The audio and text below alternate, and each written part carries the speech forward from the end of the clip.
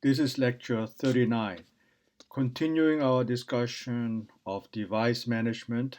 So we talked about the role of the null process that has to always run, and the fact that the null process, the idle process, cannot make a blocking system call because that would of course make it not ready to run. So that's one constraint of context borrowing where we cannot allow the null process or the lower half. So importantly, the dictum is that the lower half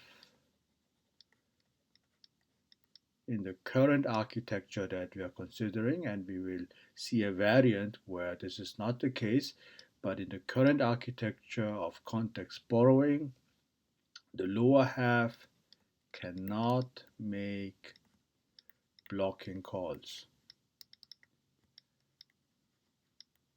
because this would, of course, if the process that's currently running whose context is being borrowed where the null or the idle process, then it would block and that would violate the property that we have been trying to maintain.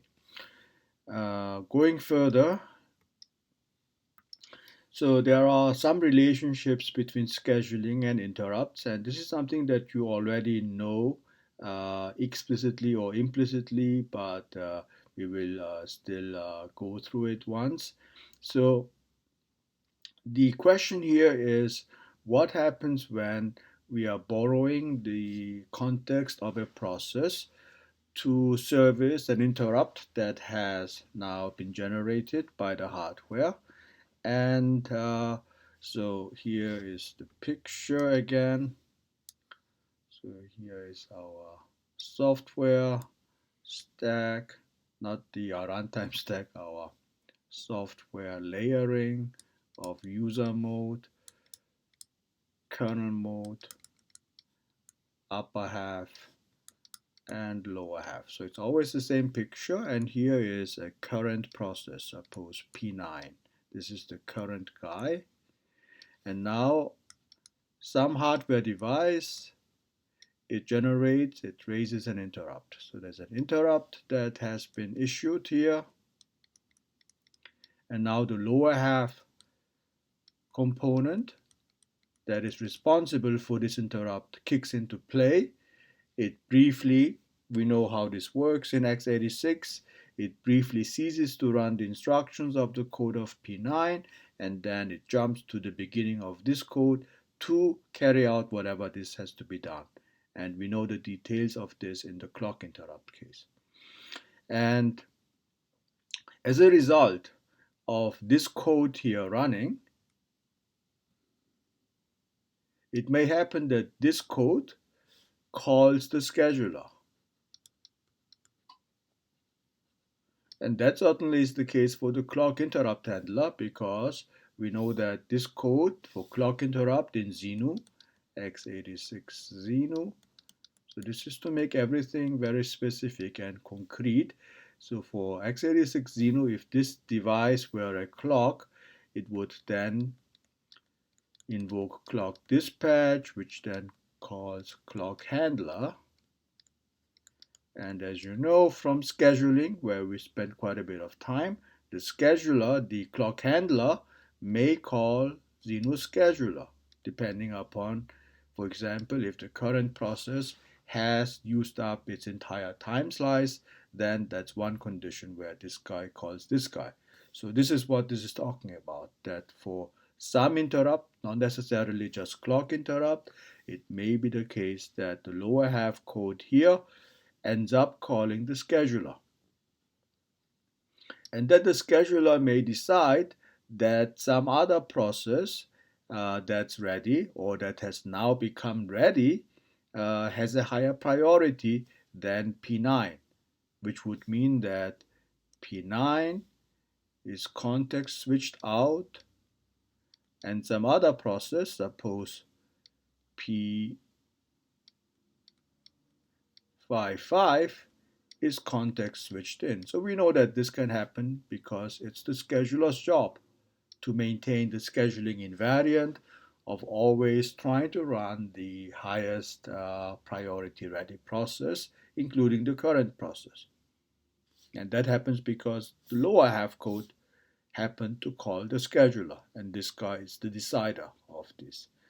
So if that happens, then P55 executes, P9, which was in the midst of running, being borrowed to run this lower half, has been context switched out. And during P9's processing of the lower half, we assumed in this setting that interrupts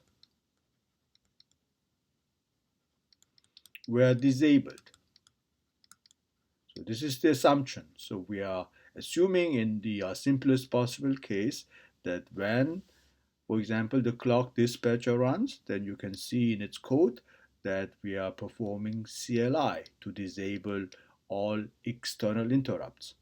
And that's, of course, to achieve mutual exclusion, as we discussed earlier, so that shared data structures are not corrupted by this interrupt handler running, then being interrupted yet by another interrupt, which then may work on the same data structure as the previous interrupt handler that's still not yet done. And that, of course, can cause corruption. So to keep things orderly, to achieve, in the simplest case, mutual exclusion, we know interrupt disabling is one hardware technique that we can utilize. And that's the assumption here, that in this kernel, be it Xenu or some other kernel, we are here for the moment assuming interrupts are disabled when this is run. But because this code, when borrowing the context of P9, calls the scheduler decides that P55 should become current, therefore it context switches out P9, it context switches in P5, and suppose P55 was earlier context switched out while it was running in user mode. So it didn't make a system call, there was no interrupt, or whatever the case may be. So what can happen is that now P55 is running and interrupts are again enabled, because in P55's context, interrupts are enabled. So whether interrupts are enabled or disabled for the system, that follows the process that's running. So in the history of P55, when it previously ran and it was context switched out, we are assuming that interrupts were enabled. If it were doing a system call and the system call internally had interrupts disabled, then it would have been interrupts disabled. So it depends. But in this example, P55 we will assume ran earlier with interrupts enabled. So when it resumes running here in user mode, hence interrupts are enabled. P9 was context switched out when it was running the lower half code, hence interrupts were disabled.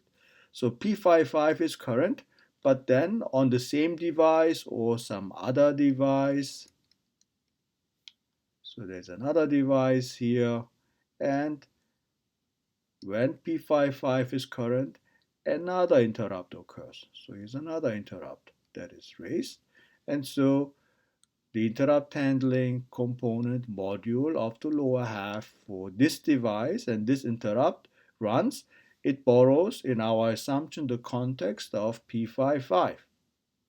And suppose again this lower half code, for a similar reason as the clock handler calling reschedule, that it also calls reschedule. So it also calls the scheduler.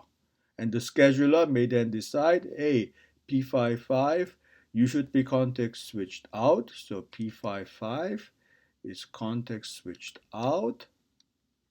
And another process, suppose P3 is context switched in. So now P55 was running because its context was being borrowed to run the lower half code of the kernel to service this second interrupt. But this code in the lower half happened to again call the scheduler, the scheduler decides that P55 should be context switched out so that another higher priority process or equal priority process, P3, should be context switched in. So the question here is, now you have the lower half running, which may call the scheduler, which then causes the scheduler to change who the current process is. And this chain reaction, if interrupts keep occurring, so one interrupt, another interrupt, there could be yet another interrupt, how long can it last? That is, how long can this chain of events continue? And of course, the answer is that uh, as many as there are processes at max. So in the worst case, as many processes there are in the system, that's how many times this can occur. That's the idea. And the buck stops when we are hitting the null process, the idle process. Because when we hit the idle process, and yet again there's another interrupt that occurs, so we are going to run some interrupt handling routine in the lower half in the context of the null process, which should never block. It should always be ready or current. But here, the point being that this routine may call the scheduler yet again. But the scheduler now picks a highest priority ready process. But the point being, why is this guy running? Because there are no other ready processes. So therefore, it's always guaranteed that if there are no more ready processes, they're blocked, they're sleeping, they're doing whatever, so they're not ready. Then in that case, the buck stops with the idle, with our Zenus null process, and the chain reaction here, or the chain of these types of changes stops. And so that's what it should do. It should stop at this junction. Nothing odd or weird should happen. And nothing odd or weird happens because even though the scheduler is called yet again in the context of the null process, by definition, there are no other ready processes. So therefore, the scheduler cannot decide to context switch out this guy in favor of context switching in another guy because there is no other guy to context switch in, no other ready processes. So the next slide here shows one such example where suppose the lower half code that I just illustrated, so this lower half code here that serviced the interrupt of some device, that the call that it makes that invokes the scheduler in Xenu, so in Xenu it would be rescheduled. Suppose it makes the signal call, which is a non-blocking call. So we know signal, we know wait. So wait and its counterpart signal we know from counting semaphores. And this is a blocking call, this is a non-blocking call, and this may, under some conditions, call the scheduler because there may be processes waiting on a semaphore and now a process will be unblocked. So that's what this is, and so it calls the scheduler. And so it talks about interrupts piling up indefinitely, which is what I noted just now, that the buck stops with the null process. Continuing now. So this is the example using that, and there's nothing here that's wrong. Everything will work fine.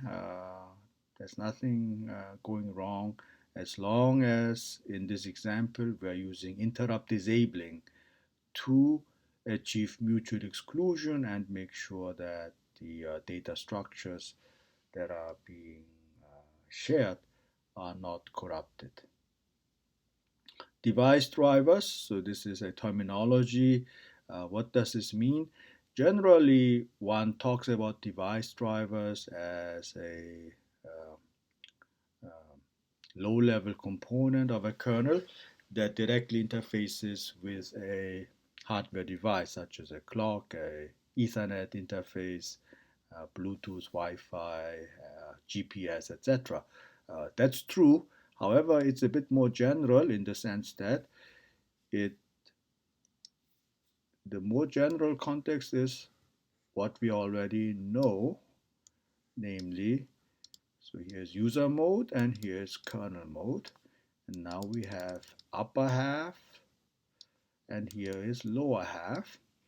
And here is our hardware, so some device. And here's a process that's running. And we know that the upper half responsibility is to handle top-down system calls. So these are the requests coming down from the process up here. And the lower half, it's responsible for responding to, for taking care of interrupts. So that's been our general architecture so far. In this framework, now we can specifically focus on device driver, which captures both layers, so upper half and lower half. So take, for example, a read system call, where the first argument, say the read system call in Linux, specifies which device, so which device to read from. And so it says, hey, read from this particular device that has been opened, these many bytes. So that means this is a system call. So the read system call is highlighting it, is invoking from here down a component, a module up here. And this component up here in the upper half, that is, either finds the data that is to be read in some kernel buffer. So let me draw the kernel buffer here. So this is supposed to be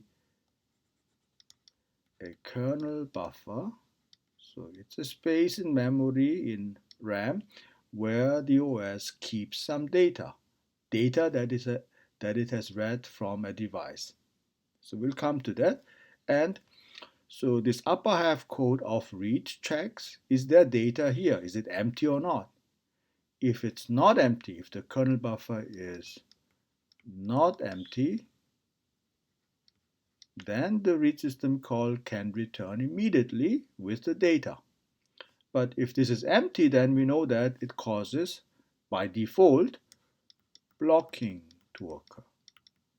So it all depends upon whether the read system call is set up to be blocking or non-blocking. And that's something that you already practiced in Lab 4 with the default non-blocking send system call in Xenu and then creating a blocking variant of send. So this is exactly the same setting. So for the read system call in Unix, Linux, the upper half module for the specific device is invoked and it checks if data is available or not. If available, it can return immediately. If not, it causes blocking to occur, which then invokes the scheduler. So everything comes into play.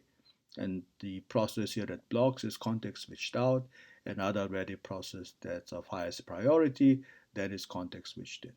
So this is part one of a device driver, which is the upper half of the device driver. So this is part one, the upper half. Conversely, there's the lower half of the device driver. So suppose that this guy invoked the upper half because it made a read system call, but suppose the kernel buffer is empty. There's no data, so this guy was context switched out. But at some later time, a message, the data arrives onto the device and an interrupt therefore is generated. That's what interrupts do. And that causes a component of the lower half here to be executed, borrowing the context of whoever the current process is to handle this event. a message arriving into a device buffer. So there's a hardware buffer where the message has been kept, and then the hardware issues an interrupt, and then the software, the kernel, takes over and it runs this particular code. So this is in x86 through the software hardware table IDT, as we have already discussed and you have already utilized in lab 2. And so when this guy runs, what is its job? It has multiple jobs, but one of the key jobs is it needs to copy this data from here. So it needs to copy the data that's inside the hardware buffer into this buffer. So if I highlight this data as red, then it's traveling on the wires or wirelessly, it hits the device, it gets copied over. Who does that? The lower half does that, and it gets put into this memory, kernel buffer. That would be one of the main jobs of this lower half component. So that's part of the device driver for this device. So this is for this specific device, suppose Ethernet, which comprises of components in the lower half, which is this operation, and then in the upper half, which is this read system call. So it's under the framework of what we discussed earlier, that kernels can be viewed as comprised of two major subsystems: upper half code that respond to system call and lower half code that respond to interrupts. When we talk about a device driver, then it's the case that it is comprised of both actions in the upper and lower half. For read, as an example, because it needs to check the buffer, and if it's empty, it's going to block it until it gets unblocked. Who unblocks it? It's again a chore of the lower half, because the lower half component here, which then borrows the context in our setup of whoever the current process is, because this guy who made the read system call blocked has been context switched out. So some other process now is current. So some other guy is current when the interrupt here is generated.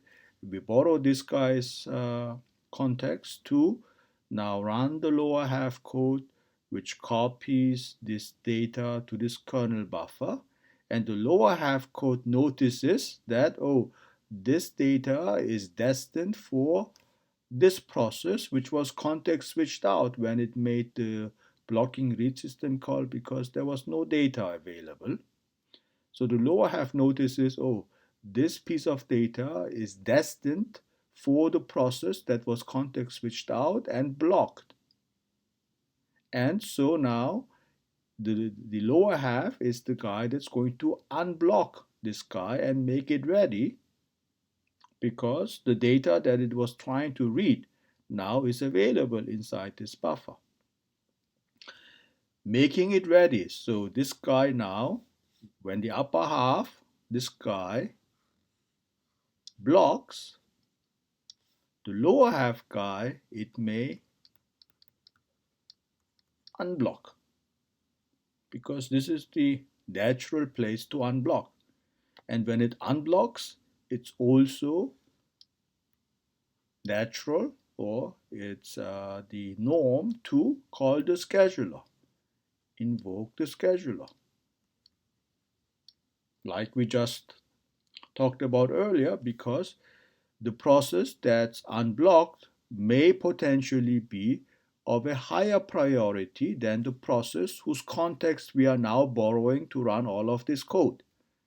And by the scheduling invariant, if the unblocked process has a higher priority than the current process, then that guy who now just recently became unblocked, hence ready, should be context switched in, and this guy should be context switched out. But who decides that? Who checks for that condition? The scheduler does. And so a natural action here is for the lower half, after it determines that the message that it has copied from hardware buffer to this kernel buffer, it checks whom is it for. It notices its status is blocked waiting on a message. So now it knows, oh, it's time to unblock it. It unblocks it, and then it calls the scheduler. So these two parts of the device driver, one in the upper half, one in the lower half, collaborate to allow a message, in this case for reading, to travel all the way from the network through this hardware buffer in the device interface through a kernel buffer. It can be multiple kernel buffers. Here I'm for simplicity drawing one kernel buffer, and this message still has to travel from here to user buffer. Who takes care of that? It's the process that got unblocked. This process was context switched out earlier.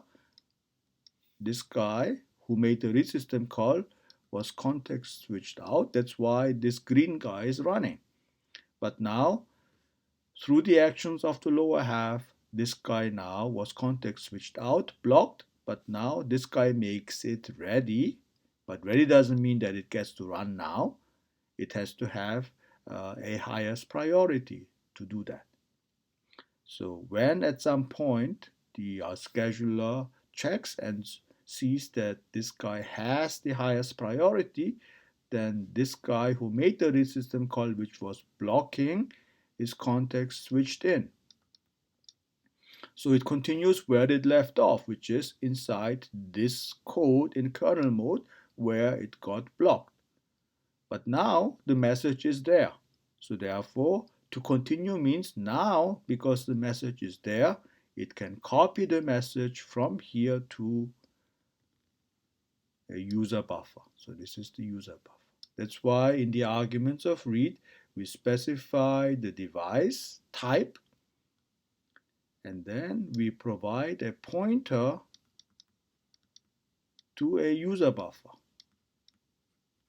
Because the upper half read system call code here needs to know the address, the pointer here, so that it can then copy this data, which now is available from here over there. And that's the duty, that's the responsibility of the upper half, that is the actual system call carrying out the read operation. And you know by now from lab 2 that read is just a wrapper function. Internally in read we make a trap, which then switches to kernel mode and goes through all the machinery that we discussed earlier. So this is where everything is coming together now in a holistic way in what's transpiring here. And if you compare this part against what we already discussed, which is IPC, it is very similar to this with one difference, namely, in the case of IPC, what happened? In the case of IPC, so here I'm drawing again, user mode, kernel mode. Of course, in Xeno, we're always in kernel mode, but that's not important here. Two processes, because we are doing inter-process communication. One guy talks to another. So here is P1, here is P2. P1 is the receiver, P2 is the sender. So logically, P2 sends message to P1. That's the setting. Well, what happens? P1, here is upper half, here is lower half. P1 makes a read system call. In Xeno it would be receive. And either the message is there or it's not there. The buffer, the kernel buffer, is of course a word inside the process table entry of P1. That's how we do it in a simple fashion in Xeno. So it finds that there's no message, and if it's blocking receive, then it gets context switched out. The same exact way that the process earlier, when it did read, was context switched out. Later, P2 becomes current, so P1 has been context switched out because it performed a blocking receive, and there was nothing there. So the buffer was empty. And so out. This guy is context switched in, who happens to be the sender. It runs and it makes a send system call. So this is a send system call which sends a message and it copies it to this buffer, the receiver's buffer. And you know that the send guy is going to now check, oh, is a process blocking on a message? Yes, P1 is blocking on a message. So it calls the scheduler, reschedule. And then reschedule decides who has highest priority. And if P1 has highest priority, then P2 is context switched out, P1 is context switched in back again, and it resumes running. Where does it resume running? It was inside the upper half running, trying to read from this buffer, which was empty earlier, but now it's not empty. So therefore, it can then copy, it can then read and copy, which in Xeno is just returning the content of this one word message, and go back here. So if you look at this, scenario for IPC, the main difference is that all of this plays out in the upper half. The lower half doesn't come into play because the sender is another process on the same operating system, and they're making two system calls, receive and send, read, write in Linux, which all occurs up here. Read system call, and this is the send system call, receive, send. This is the buffer. What's different with devices are a message is physically arriving through some medium, through some physical medium onto a specific device like Bluetooth. BLE means Bluetooth, this is the fifth generation Bluetooth, which is low energy Bluetooth. That's the norm that we use today. There are older versions, but that's what the versions that we are using today in networks. So if this were a Bluetooth device, could be Ethernet, Wi-Fi, it doesn't matter. It's the same architecture. Then the source of the message is not another process on the same OS, but it comes physically through the network. An interrupt is generated, which borrows the currently running process's context, who then copies this data here, let me now use black, to a buffer, unblocks the process that made a system call to read, calls the scheduler decides who to run next. It may be that the guy who made the read or receive system call is the highest priority process, so it gets context switched in. Now it finds that, yes, there is a message here that's waiting now for it before it was empty, and now it can resume where it left off and copy this message or return its value from the system call. It depends upon what the format of the system call is. This guy expects a pointer in its argument of the user buffer. This guy just returns the message as its return value. So this is just a stylistic matter, nothing more than that. And then it completes. So therefore, for device management, where we are getting the source of the message from a hardware device, it is the case that both the upper half and the lower half are engaged, whereas for IPC, the same exact thing unfolds, but it only entails the upper half, because the generator of the message is another process that makes a send or a write system call to generate a message. And these are all upper half events, not lower half events. But outside of that, all the rest is, in this setting, equivalent. That's why there's nothing that's new fundamentally that has to be discussed or learned. when we are talking about the architecture of device management, aka device drivers, because what you learn from IPC pretty much carries over to building or coding device drivers in the basic setup that we're discussing.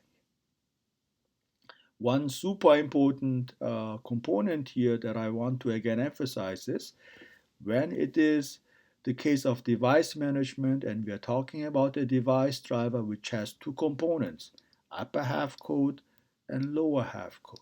And the lower half code handles the side of the device here, obviously. A message, if this is a network device, if a message arrives, an interrupt is generated, and that causes the lower half code to run. Who runs the lower half code? We are assuming that we are borrowing the context of a current process. So this was for IPC. This guy made a read call from some device, say Bluetooth, and then there's nothing there, so it's context switched out. So another process, P5, is running. It's doing its own thing. But when P5 is current and running, the interrupt from Bluetooth arrives, a message is there, and so we borrow the context of P5 to run this lower half code, whose action is, as we said, copy this data from here to this buffer, unblocks P1 by calling this, and then calls the scheduler. That's what this guy does. But what are we just saying? This lower half code that unblocks P1, that copies the data from hardware device to kernel memory, and then calls the scheduler, who carries it out? A process carries it out. Right? Every code, every piece of code of the kernel, after the kernel has been bootstrapped and it has been initialized, is always done in the context of some process. That's our main architectural design. Here we see again the act of copying this data on the device buffer to the kernel memory, unblocking the process P1, which got blocked because the buffer was empty, unblocking it, calling the scheduler so that the scheduler decides who to run next. That's all done as process P5, whose name, whose context we are borrowing. But what is that? It means it's as if P5 is doing all the work to enable sending a message to P1. Of course, P5 is not the one who is sending a message using a send system call. A message is actually arriving through some physical medium, through wireless, to a network device. Its buffer gets copied over. So the real source is not P5 making a system call, but never mind. Under the hood, all of this copying operation, unblocking P1, calling the scheduler, is carried out in the context that is borrowing the context, using the name of a process, whoever the current process is when the interrupt occurs. In this example, it happens to be P5. And so, if you just ignore for the moment that P5 is not the real original source of the message, but all the work that has to be done to make P1 receive the message is actually done by another process, the current process whose context we are borrowing. And so, even though the source of the message is a true hardware device, the underlying operations that unfold to make P1 receive this message is carried out by another process, the guide whose context we are borrowing. Hence, it's as if this guy is actually the sender, the originator of the message that's being sent to P1. Of course, it is not. But all the operations that are being done, it's equivalent to as if P5 we're the sender of the message. We are just borrowing its name and context.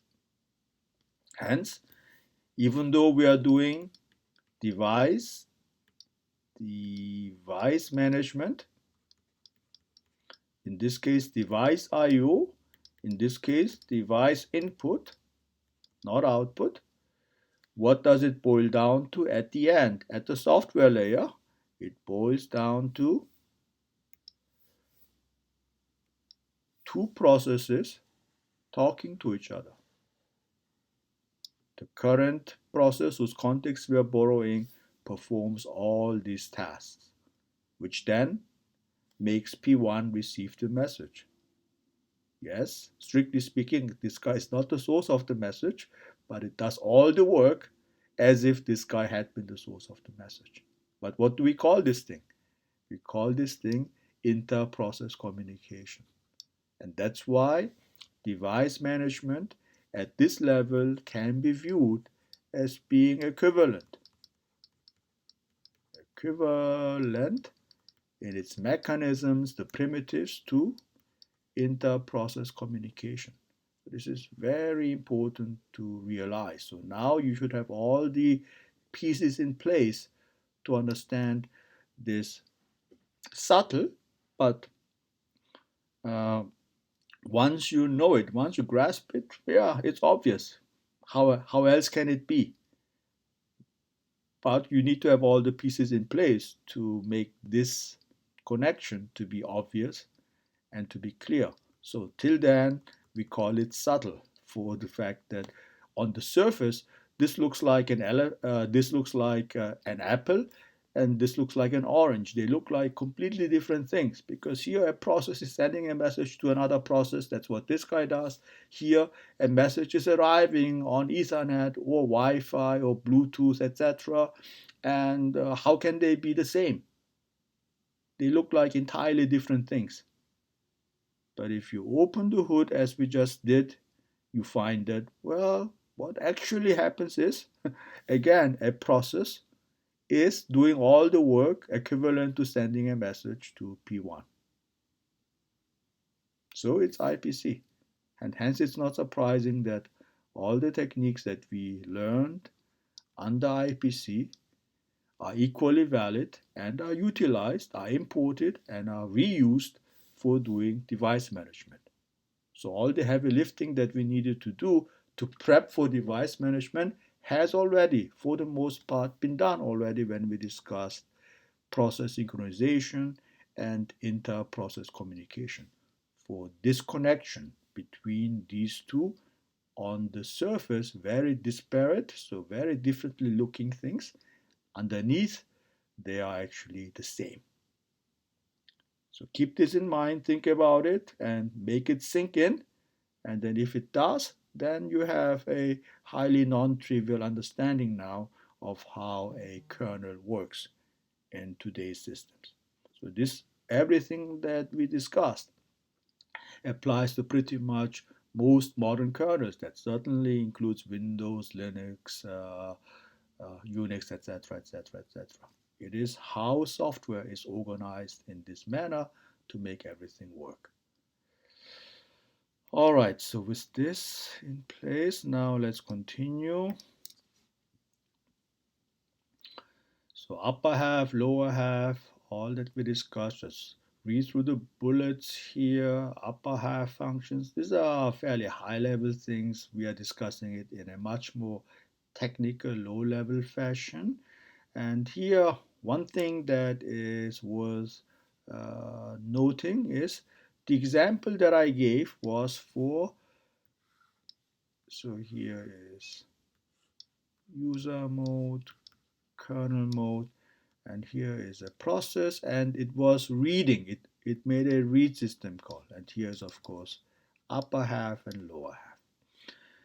But what about a write system call? Well, typically a write system call would just copy the data over and return immediately, except when the buffer, the memory to which it would write is full. That doesn't happen oftentimes these days because there's enough memory and the lower half runs fast enough in most cases, but you can still create a scenario where this process is just writing so fast, so furiously that this buffer gets filled up. So it does a bunch of write operations, maybe a million or several thousand, and this buffer where the message is being written. So let me highlight this in red. So there's a buffer here where the message is kept, and then the write system call wants to copy it to a kernel buffer. So that the lower half, when it runs, copies this buffer into a device buffer. So it's the opposite direction of what we discussed. And then from here, the hardware sends it out over, say, the network, Ethernet switches, and it goes on its way. All of this copying has to be done. These are the minimal number of copying. Inside the kernel, there can be reasons why you have to copy one from here to here, and then you go there. So there are all sorts of different reasons why that may be needed, but here we are focusing on the gist of the issue here at hand. So for write, this is the opposite, of course, pathway from read. The place where the write system call can block is when this buffer is full. There's no place for this to hold. By default, write is blocking. You can make it non-blocking, so it will then return immediately saying write failed. But if the default disposition of write, so if the default disposition of write is blocking, then in that case it would fail to write and it would block. It would need this buffer to empty. And that empties when the lower half, so this is for write operation, the opposite direction. The lower half here has a chance to copy a message from here to here that frees up an empty space, an empty slot, so that this message can make its way to this buffer, and this buffer is a device specific buffer. So just imagine that for every device that's an input output device, there's a hardware buffer, and then inside the kernel there are buffers, one per device. That's the way to think about it, and how to optimize it, etc. These are separate issues, but logically think of there being separate kernel buffers for each possible device. So this guy needs to be able to copy a message to this specific device's buffer. So it keeps it temporarily in a one message buffer here until this frees up. It copies over here, it succeeds, then it can return from write saying I copied it over successfully. Having done so, that is the write system call in Linux returning doesn't mean that the message has actually been sent out. It just means I was able to successfully put it into this device specific buffer. There's still the action needed of this message now that is held here to be then copied from here to the actual device buffer and then sent out. And when will this occur? That's a future event that happens later. So for the write sequence, if this guy blocks, what it can do is it can then, that is one technique, is it can generate a software interrupt. So this is one technique that I will here illustrate. So we know about software interrupts, right? So you did int, for example, with an argument to generate exceptions. So this is the same trick. So this is a synchronous interrupt, a software interrupt. So A technique that this guy can use is it can uh, try to send, and then it issues a software interrupt, which of course becomes a true interrupt. So there's an interrupt.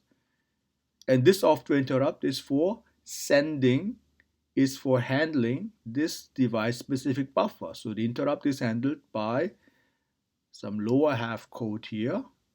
And this lower half code is for this specific device. So it runs, and what does this guy do?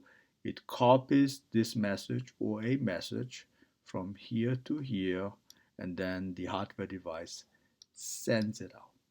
So there's another rule where we can use software interrupts for a productive purpose, which is in the right direction. So top down, a message has to flow.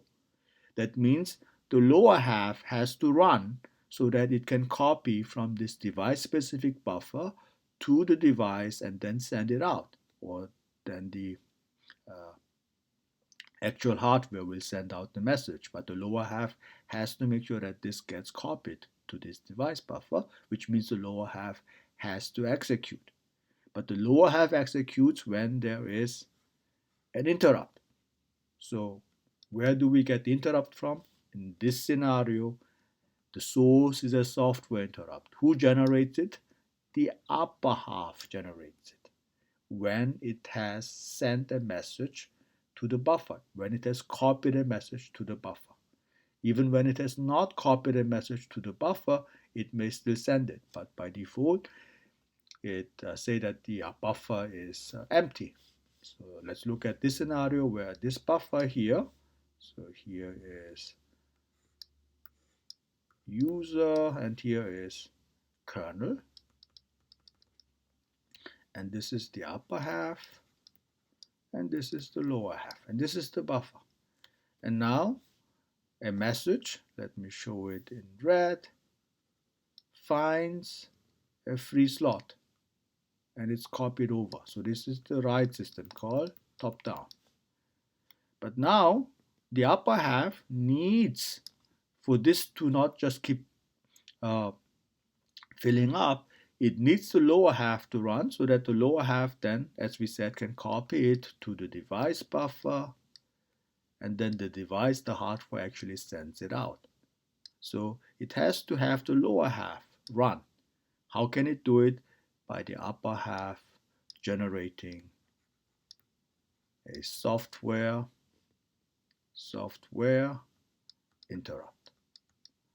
Just what I said. So this is one of the techniques that can be used to make the top-down path here possible. And these slides here are a more sort of high-level abstracted way of discussing what I'm saying here. Let's continue further. Divisions. And you will see oftentimes in textbooks this sort of classical drawing where you have device drivers being discussed, and then in the context of device management, the upper half is shown and the lower half is shown. And the upper half is shown for device drivers. And that's a very traditional view. In general, the upper half is much more it's more generic. It's not just for device management. It's the layer that responds to system calls. Lower half responds to interrupts. That's what we know. When the source of events is a device, then like read, like write, then the only difference is that both upper half and lower half have to get involved and coordinate as we just illustrated for both directions. Reading, that is bottom up, that's to read, or writing, top down. That's this direction.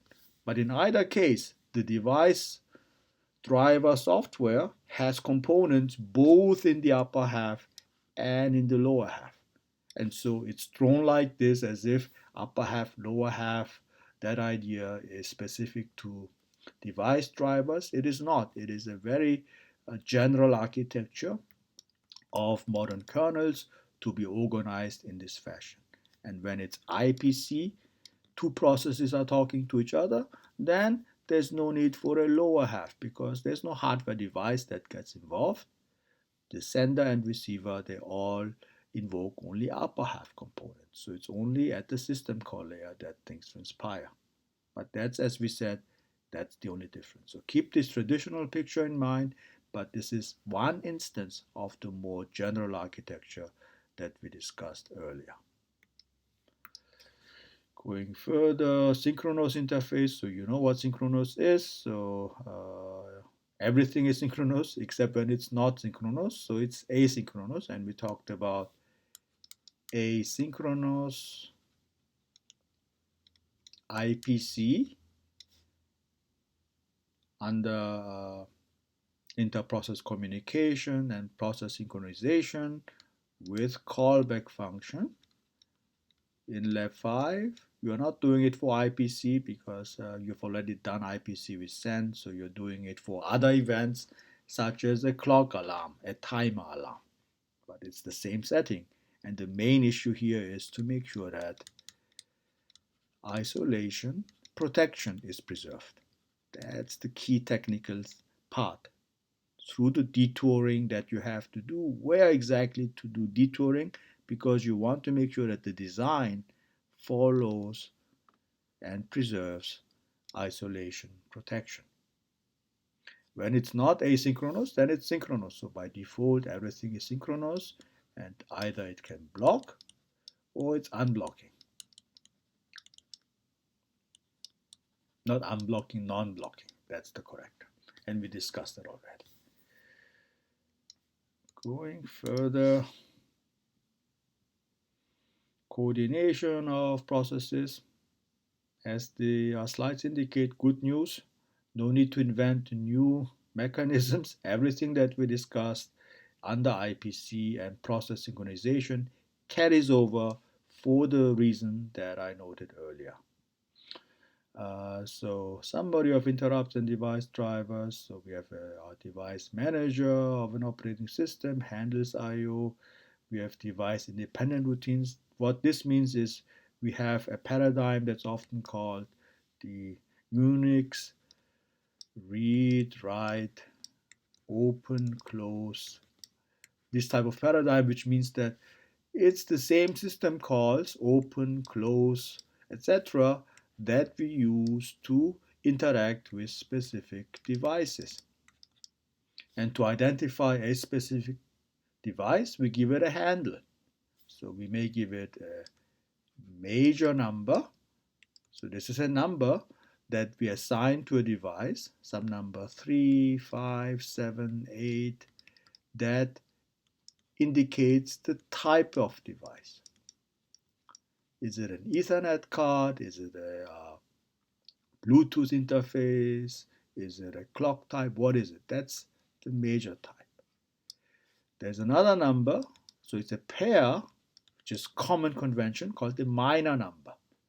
You can have on a particular computing system, including your PC, you can have multiple Ethernet interfaces, Ethernet 0, Ethernet 1, Ethernet 2, for various reasons.